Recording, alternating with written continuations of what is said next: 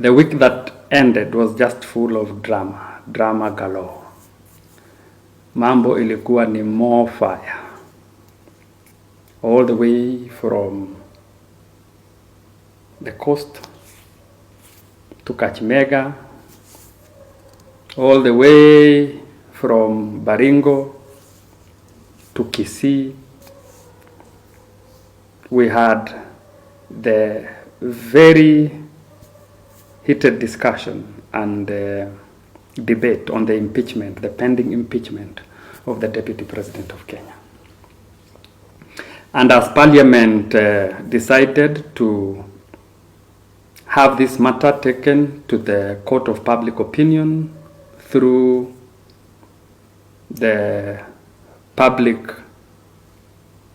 participation, I think we have all seen for ourselves the decision of Kenyans. Kenyans resolutely do not want the Deputy President to be impeached. That is the outcome of the public participation. Whether that will be the eventual outcome that will be received in Parliament through the signed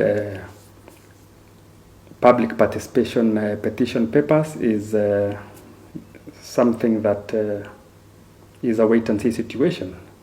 But from the pronouncements and the public engagements that were live on television, I think the general conclusion and consensus by Kenyans is, if you are to impeach Gachagua, then they are saying we need even the president to also be impeached. They are saying kufa dereva, kufa makanga. This just goes along to show the level of dissatisfactions that Kenyans are harboring on UDA. And this is homework for UDA to try and find a cure, because their popularity, I think at this point and moment, is an all-time low. As you know, UDA came to power with 7.2 million votes. Out of the 22 million registered voters, walikuwa na kama 31%. So it means kwa kila watu 10 kwa street, UDA walikuwa na watu 3. Maybe by now, 2 have already abandoned, so they have 1. Okay, they now have the broader government, Tinga and everybody else. Maybe Tinga has brought in another 1 person on board, because even Tinga has lost support because people felt betrayed. So the real feedback that you are seeing, very overwhelming, repulsing the decision by government to the pushback by the supporters of UDA on this impeachment of Gachagua, is actually a reflection of how unpopular UDA is becoming. For the ordinary citizen who has been hoping for so much from this government, I think it's getting to a time ile unaanza kujiuliza, na kweli hii maneno serikali walisema wataweza kufanya, kwa sababu tuko katikati ile tunaitanga time out. You know, when you play volleyball, at times the coach says time out, because he wants to sort of reinforce a little bit of tactics on the team. So UDA is on half of their first 5 years. At a time when this country has huge debt burdens, at a time when the economy is on its back foot, at a time when unemployment is at an all-time high, at a time when people are broke, companies are closing, at a time when auctioneers are filling newspaper pages, then you wonder, is this the right time for us to be going through an impeachment motion? We saw in the previous government, William, our good president, had problems with Mr. Uhuru Kenyatta, my friend. But the former president, Uhuru, decided to just have a thick skin, and he persevered to the very end. He never did anything as drastic as what the president, William, wants to do to Gachagua. In as much as, you know, he has taken a back position, and maybe the impression is, this is not my agenda. I want Parliament to do their thing because they are independent. But at the end of the day, Everybody in this country knows that our president is very influential. If you wanted to call off the impeachment of Gachagua, you would do it tomorrow. And my appeal at this point in time is that this impeachment will take Kenya to a wrong direction, because we will start too much politicking. I want Gachagua, who has been accused of so many issues. Some are not very clear to us, to the common mwananchi. I guess when Parliament starts prosecuting these matters on Tuesday, and also Gachagua will come to defend himself, maybe we will get some clarity. I know there is the issue of him making a pronouncement that Kenya is a shareholding. That was a mistake by Gachagua, and I think he should apologize. He's also been accused of amassing a lot of wealth in a short period of time. Lakini hiyo ya mali wawachane naye. All these members of parliament wanakulanga pesa ya CDF. All these governors wanaiba pesa ya raia. So let nobody throw stones who is living in a glass house. Munaanza kusema Gachagua amechukua nini? Then everybody do a wealth declaration. Tuone, you will not even be able to pay taxes for the wealth that you have. Ile mumechukua ya mali ya umma. So don't start looking at the speck in the eye of your brother and you have a log ile iko kwa macho yako. Tuachane na hiyo. Let's not even go that direction, because most of you will fail the test of trying to accuse somebody by amassing wealth illegally. So that is actually the height of hypocrisy.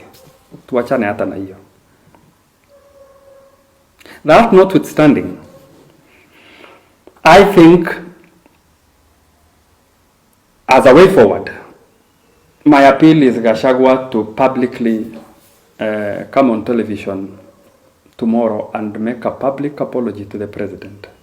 Just lie low, even if you feel that you don't deserve to make an apology to the president because you believe that you've not done a big mistake, you know. I want you to take that position. Useme raisi, kama nimekukosea bila kujua nisamehe. And I also want to appeal to the president that you are a Christian. And you know the Bible, obviously, more than me and many others. Lead us by example. Samea Gachagua. It's only another 2.5 years. And if we get up on Mbele and you realize that the fallout is incomprehensible, then no problem. You part ways honorably. But don't drag your supporters, don't drag Kenyans into these things.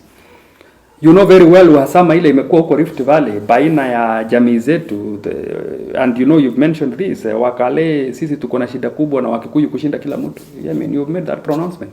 We don't want to start this gingerly relationship enye wa Kikuyu wanasema wameturusha kiti, just the same way the Kikuyus were saying that Uhuru said 10 ya Ruto na 10 yangu 10 yako. I remember even those days, in as much as you know, I was not supporting UDA. When I visited my friends and my relatives in Moranga, they used to tell me, you know, Buzeki, sisi tunataka turudishe mkono. They used to tell me that. And I used to tell them, you know, I respect people's democracies. What you choose is up to you, you know, but I have my own thinking. So I think in the respect of what Mount Kenya did for you, because they played a big role in the presidency that you have, just eat a humble pie, Mr. President. Samea huyu Gachagua. Hatutaki kesho apate high blood pressure, aumize mwili, isemekane hii shida yote ilitokana na sisi. Hapana, we don't want to be part of that. And also, your people also from Baringo, from Kericho, from Nandi, they strongly believe that Gachagua should not be impeached. It's clear that is what they feel. Kwa sababu sisi tukiwa jamii wa Kalenjin hatupendi kudhulumu mtu, hatupendi dhuluma. Na huwa tunaamini ya kwamba mtu akipata nafasi, hiyo nafasi ni yake na aweze kuwajibika kwa wakati huo.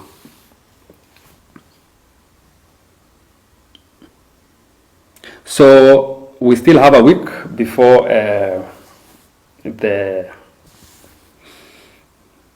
reality of this impeachment happening, and I am sure that in the interest of all Kenyans, the person who can pull off the plug is the president himself. And that is the appeal of a lot of people who I've talked to today. They are saying that the timing is so wrong for this impeachment because of the challenges we are facing as a nation. And our appeal is, let's come together and let's make a sacrifice in the interest of everybody. For the hypocrites, members of parliament who have not been enacting good policies to help our farmers in agriculture, to help our society and our nation in matters to do with health, and so many other areas that require policies to be reviewed and others to be augmented just to support Kenyans in leading dignified and better lives. You have failed us. The excitement you have shown in pursuing the impeachment of the deputy president is an excitement we don't see when it comes to conceptualizing bills and making laws that will anchor a good future for all Kenyans. So I want to tell the voters, let's watch these members of parliament. Sa ile watakuja ground 2027, fagia hawa kabisa. And don't leave also the governors who are stealing money and others who are wasting. This government has no money. We are struggling and we cannot afford more wastage. So any person who is in wasting resources, lazima tuanguke na yeye. Kufa dereva, kufa makanga.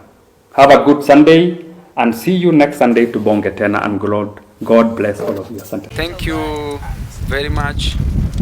Hapa tuko na Honorable Dr.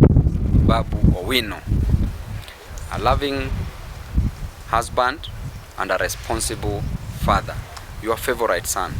Leo hii tuko ndani ya Source TV. Stay tuned. Tibim.